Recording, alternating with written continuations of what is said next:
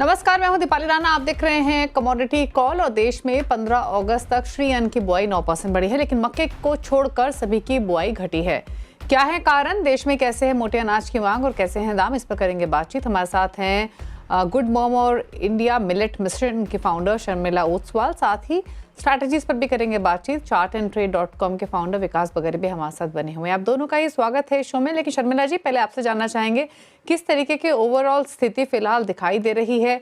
किस तरीके के बुआई के आंकड़े ओवरऑल श्री अन्न के देखने को मिले हैं? बट जो रिपोर्ट्स आई हैं कि मक्के की सिर्फ जो बुआई है वो मक्के की बुआई कैसी रही है, उसके साथ साथ अगर हम बाकी अन्न को देखें, पर चाहे वो रागी हो, ज्वार हो, बाजरा हो, किस तरीके के आंकड़े दिखाई दे रहे हैं?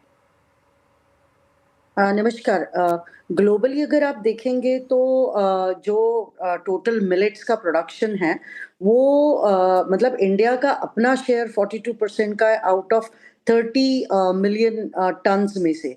तो ऐसा बिल्कुल नहीं कहेंगे कि बिल्कुल ही घटा है, बट अगर हम आंकड़े देखेंगे तो बिल्कुल बाजरा जो है, आप राजस्थान, हरियाणा और यूपी में देखेंगे तो बिल्कुल स्थिरता कायम है। दूसरे जो हैं जैसे जवार और रागी और दूसरे भी जो लिटिल मिलेट्स है, उसकी सोइंग बिल्कुल बाकायदा थोड़ी-सी कम हुई है। रीज़न्स भी है क्योंकि किसान जो है वो प्रॉफ़िटेबिलिटी कंपेयर करता है। जो हमारे स्टेपल्स है जैसे राइस है, व्हीट है, मक्का है, सोयाबीन है, तो इनके सामने मिलेट का जो प्रॉफ़िटेबिलिटी है बिल्कुल कंपैरेबल नहीं है। तो फार्मर को वो दिखता है, नज़र आता है। पोस्ट हार्वेस्ट के जो इश्यूज़ है उससे लेके भी फार्मर को परेशानियाँ हैं। तो ये सारे जो विशिष्ट घटक है जिसकी वजह से सोइंग पे ज़रूर मतलब अफ़ेक्ट हुआ है, ये मैं ज़रूर कह सकती हूँ। पर ग्लोबली अगर देखेंगे पूरे वर्ल्ड में, तो भारत का 42% शेयर जो है, वो बिल्कुल ही अनन्य साधारण है। मतलब एक अच्छा सिग्निफिकेंट फैक्टर है। ओके। अच्छा, अगर हम घरेलू बाजार की ही बात करें शर्मिला जी, तो इनफैक्ट जैसे जैसे हम ज़्यादा कॉन्शियस हुए हैं हेल्दी ईटिंग की तरफ, वैसे वैसे हमने देखा है कि इन मिलेट्स की डिमांड में काफ़ी इजाफा हुआ है over a period of time. फिर चाहे वो रागी हो, ज्वार हो या बाजरा ही क्यों ना हो।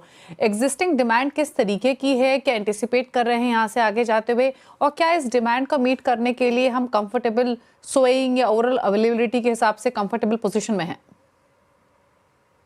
इनफैक्ट आप देखेंगे कि पिछला जो मिलेट ईयर था 2023 और गवर्नमेंट ने जितनी भी स्कीमें चलाई, जो प्रमोशंस हुआ, पूरे मतलब सिर्फ भारत में नहीं बल्कि पूरे ग्लोबली मिलेट का प्रमोशन बहुत बढ़िया हुआ है। इनफैक्ट भारत ने खुद ने ये जैसे यूनाइटेड नेशन को प्रस्ताव दिया था और पूरी दुनिया में मिलेट ईयर सेलिब्रेट किया गया। तो उससे हुआ यूँ कि मिलेट की डिमांड बिल्कुल बढ़ी है।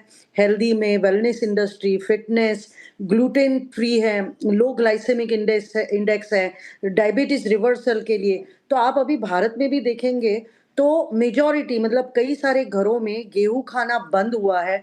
डॉक्टर्स भी प्रिस्क्राइब कर रहे हैं, न्यूट्रिशनिस्ट भी कहते हैं कि आप रोटी बंद करके जवार की रोटी खाइए, रागी की खाइए, बाजरे की खाइए। तो खाने का जो शिफ्ट है वो बहुत जबरदस्त हुआ है। बिल्कुल हर घर घर में मिलेट पहुंच चुका है। हेल्दी पैरामीटर्स पे, न्यूट्रिशन पैरामीटर्स पे मिलेट बिल्कुल खरा उतरा है। तो डिमांड कंज्यूमर की जो है वो बिल्कुल बाकायदा बढ़ी हुई है।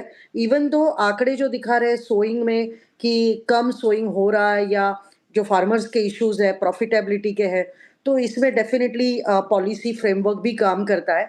But at the same time दुनिया का प्रेडिक्शंस और अगर आप देखेंगे कि अब क्या चल रहा है, 16 बिलियन की तो आप देखेंगे कि पूरे जागतिक मतलब पूरे वर्ल्ड में इसकी जो डिमांड है, इसकी जो अवेलेबिलिटी है या इसका जो सप्लाई चेन है, तो इसकी डिमांड कांस्टेंट बढ़ रही है। बाय 2050 ये 50 बिलियन तक पहुंचने वाला मार्केट है।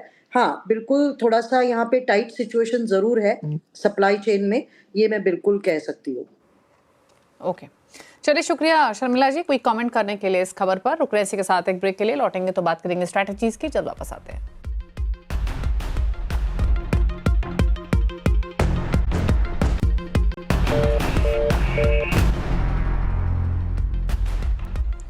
आप देख रहे हैं कमोडिटी कॉल और अब बात करते हैं स्ट्रैटेजीज की। विकास वगैरह हमारे साथ मौजूद है। विकास बताइए पहले तो आपके ट्रेड्स कौन से पिक किए हैं? Good evening ma'am. मैम सबसे पहले गोल्ड के साथ जाना चाहूंगा। गोल्ड के वीकली और मंथली चार्ट पे कहीं ना कहीं एक बियरिश व्यू देखने के लिए मिल रहा है, ओवर स्ट्रेच लग रहा है, साइकोलॉजिकल रेजिस्टेंस के पास है। तो मेरे को लगता है कि कहीं ना कहीं 98,500 का जो लेवल है ये टूटेगा तो सेलिंग प्रेशर और बिल्डअप होगा। कहीं ना कहीं वहां से ये 98,000 और 97,200 तक के लेवल्स देखने के लिए मिल सकते हैं। हायर एंड पे 99,000 और 99,200 जो है वो गोल्ड में रेजिस्टेंस का काम करेगा। तो आइदर 98,500 के नीचे सेलिंग बेट लिया जा सकता है, या बाउंस बैक में 99,000 99,200 तक जाता है तो वहां पे भी सेलिंग बेट ले सकते हैं 99,500 के स्टॉप लॉस पे। एंड दूसरी स्ट्रेटेजी रहेगी मैडम मेरी कॉपर में बहुत दिन के बाद चेंज इन पॉलरिटी देखने मिल रहा है। 880 का मैडम इसने अपने सपोर्ट जोन को बहुत डिसाइसिवली ब्रीच किया है। तो मेरे को लगता है कि कोई भी बाउंस बैक में 875 877 तक जाता है तो कॉपर में एक सेलिंग बेट लेना चाहिए 882 के स्टॉप लॉस पे। लोअर एंड पे टारगेट्स जो रहेंगे 865 और 860 के। जी मैम। ओके। अच्छा, ये बेस मेटल्स में ही कॉपर पर आपने राय दी, जिंक पर क्या व्यू होगा? हाँ जी मैम, जिंक के जो चार्ट को देख रहा हूँ, जिंक काफी दिन से कंसोलिडेट कर रहा है और बेरिश पैटर्न्स के अंदर ही में चल रहा है। तो जिंक में इंपॉर्टेंट जो सपोर्ट क्लस्टर देखने के लिए मिल रहा है वो 262 260 के करीब का देखने के मिल रहा है। तो 262 के करीब में इसका डेली चार्ट में 200 दिन मूविंग एवरेज भी और एक ट्रेंड लाइन का सपोर्ट भी है। तो 260 टूटेगा तो ही कोई बेरिशनेस इसको 256 तक खींच सकता है। वहीं कहीं अगर ये 265 के ऊपर थोड़ा देर सस्टेन कर जाता है 265 266 के ऊपर में, तो 262 के स्टॉप लॉस में इसको बाई करना चाहिए 268 एंड 270 के टारगेट्स के लिए। जी मैम। ओके। अच्छा, एक राय कच्चे तेल पर भी ले लेते हैं, जहां पर लगातार प्रेशर रहा है लेकिन आज थोड़ा सा भाव बढ़ा हुआ है। एक बार देखिए कच्चे तेल को और बताइए क्या कमेंट्स हैं। हाँ जी मैम, क्रूड ऑयल की अगर मैम बात करें तो क्रूड ऑयल डेली चार्ट्स में एंड वीकली चार्ट्स में काफी ज्यादा ही इसमें एक सेल ऑफ देखने के लिए मिला और बेरिश पैटर्न्स के बीच में है। तो कोई भी अपमूव के लिए क्रूड ऑयल को जो है 5,683 के ऊपर सस्टेन करना पड़ेगा, नहीं तो हर बाउंस बैक में इसमें एक सेल ऑन राइज की रणनीति रहेगी। तो कोई भी बाउंस बैक मिलता है 5,600 5,550 तो एक सेलिंग बेट लेना चाहिए 5,720 के स्टॉप लॉस पे। लोअर एंड पे जो टारगेट देखने के लिए मिल रहा है वो मिल रहा है 5,350 एंड 5,200 के करीब का। जी मैम। अच्छा, एग्री पैक पर नजर डालेंगे और एक राय लेते हैं ग्वार पैक पर, क्योंकि यहाँ पर जो तेजी एमर्ज हो रही है पिछले कुछ सेशन से वो बेहतर है, और स्पेशली ग्वारगम में अब 10,000 पर भाव है। ग्वार से आज भरे हल्का है लेकिन कल यहाँ बाइंग देखने को मिल रही थी। क्या राय है आपकी दोनों कमोडिटीज पर? मैम, गुआरगम पे एक स्ट्रक्चरल जो है कहीं लोअर लेवल से बार बार एक सपोर्ट देखने मिल रहा है 9,600 के जो लेवल्स है वहां से कॉन्स्टेंटली बाइंग देखने के लिए मिल रहा है। और हम लोगों ने हिस्टोरिकली भी देखा है कि प्रीवियसली कई इंस्टेंस में भी 9,500 से लेके 9,300 का जो जोन है वो ग्वारगम पे कहीं ना कहीं एक स्ट्रॉन्ग सपोर्ट का काम करता है। तो ग्वारगम पे जो बाइंग करना होगा ये 10,000 के ऊपर थोड़ा देर सस्टेन करता है तो ग्वारगम को बाई किया जा सकता है। एक छोटा स्टॉप लॉस देना होगा 9,700 का। हाई एंड पे जो टारगेट है 10,350 एंड 10,500 के करीब में देखने के लिए मिल सकते हैं।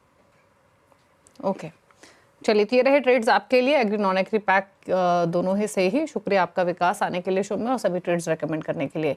इसी के साथ इस शो में तो इतना ही। ब्रेक के उस पर आप देखिए आवाज समाचार। नमस्कार।